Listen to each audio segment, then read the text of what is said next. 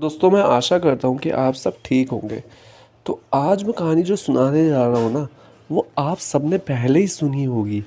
इस कहानी का नाम है कछुआ और खरगोश की कहानी। आई थिंक आप सबने ज़रूर सुनी होगी, फिर भी एक नज़र मार के चलते हैं चलो। एक बार की बात है, खरगोश को अपनी तेज चाल पर घमंड हो गया और वह जो मिलता वह रेस लगाने के लिए चुनौती देता। कछुए ने एक दिन उसकी चुनौती स्वीकार कर ली। रेस हुई। खरगोश तेजी से भागा और काफी आगे जाने पर पीछे मुड़कर देखा। कछुआ कहीं कहता नजर नहीं आया।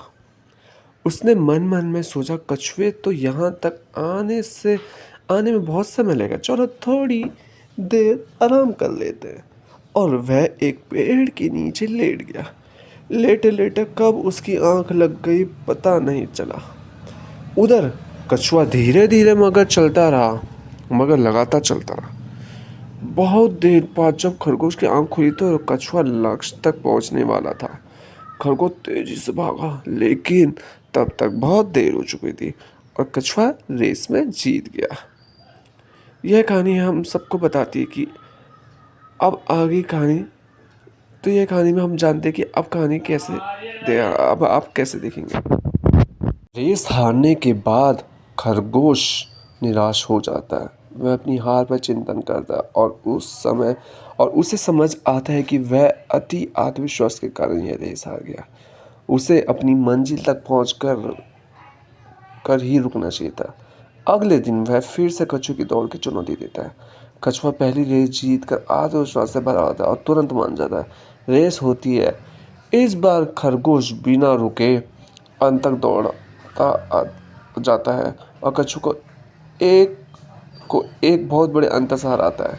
यानी धीमे और लगातार होना अच्छा है, लेकिन तेज और लगातार होना भी अच्छा है। कहानी अब अभी बाकी है, ठीक है।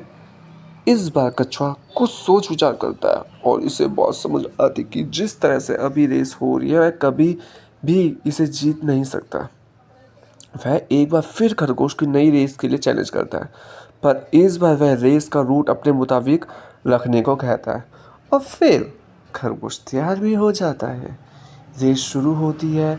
खरगोश तेजी से तय स्थान की ओर भागता है और उस रास्ते में एक तेजधार नदी बह रही होती है। बेचारे खरगोश को वहीं रुकना पड़ता है। कछुआ धीरे धीरे चलता है और वह पहुंचता है।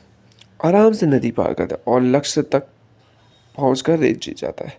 कहानी अभी भी बाकी है जी। इतनी रेस करने के बाद अब कछुआ खरगोश अच्छे दोस्त बन गए थे और एक दूसरे की ताकत और कमजोरी समझने लगे थे। दोनों ने मिलकर विचार किया, अगर हम एक दूसरे का साथ देंगे कोई भी रेस आसानी से जीत सकते हैं। इसलिए दोनों ने आखिरी रेस एक बार फिर से मिलकर दौड़ने का फैसला किया, पर इस बार प्रतियोगी के रूप में नहीं बल्कि टीम के रूप में काम करने का निश्चय लिया। दोनों स्टार्टिंग लाइन पर खड़े हो गए। Get set go. दोनों स्टार्टिंग लाइन पर खड़े हो गए और कहने लगे, रेडी स्टेडी एंड गो। और तुरंत ही खरगोश ने कछुए को ऊपर उठा लिया और तेजी से दौड़ने लगा। दोनों जल्द ही नहीं किनारे पहुंच गए। अब कछुए की बारी थी। कछुए ने खरगोश को अपनी पीठ पर बैठाया और दोनों आराम से नदी पार गए। अब एक बार फिर खरगोश कछुए को उठा फिनिशिंग लाइन की ओर दौड़ पड़ा और दोनों ने मिलकर रिकॉर्ड टाइम में रेस पूरी कर ली। दोनों बहुत ही खुश और संतुष्ट थे। आज से पहले कोई रेस जीतकर उन्हें इतनी खुशी नहीं हुई थी। कहानी से हमें यह सीख मिलती है, टीम वर्क हमेशा व्यक्तिगत प्रदर्शन से बेहतर होता है। व्यक्तिगत रूप से चाहे आप जितने दक्ष और होनहार हो, लेकिन अकेले दम पर आप हर मैच नहीं जीत सकते।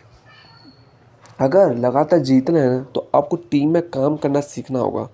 आपको अपनी काबिलियत के अलावा दूसरों की ताकत को भी समझना हो और जैसे परिस्थिति है उसके हिसाब से टीम का इस्तेमाल करना है। आपको पता ही है, जैसे विराट कोहली है, विराट कोहली अकेले जिता सकता है, लेकिन उसके बाद जब कोई साथ देने वाला होगा तभी तो ना।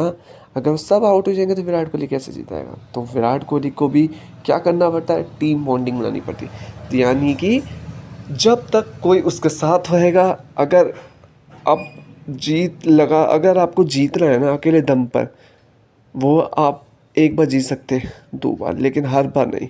उसमें आपको टीम बॉन्डिंग बनानी ज़रूरी होगी। तो इसमें यही एक शीर्षक है कि आपको कभी भी अपने घमंड नहीं करना चाहिए, और चाहे जितना भी दूसरा धीमी गति हो, लेकिन वो भी आपको ज़रूर मात देने वाला हो सकता है।